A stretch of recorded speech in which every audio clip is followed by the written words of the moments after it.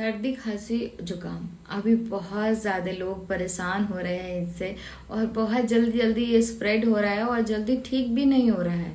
अभी होली गई है तो हमने बहुत सारी ठंडी ठंडी चीज़ें भी खाई हैं, साथ ही मौसम भी बदल रहा है, इसका भी प्रभाव है।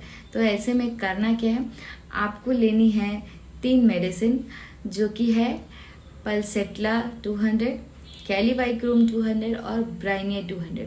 ये किसी भी प्रकार के खांसी सर्दी जुकाम में आपकी हेल्प करेगा। साथ ही आप थोड़ा सा, अभी मौसम बदल रहा है तो ठंडी चीज़ों का सेवन ना करें और स्टीम ले सकते हैं अगर आपको ज़्यादा कंजेशन और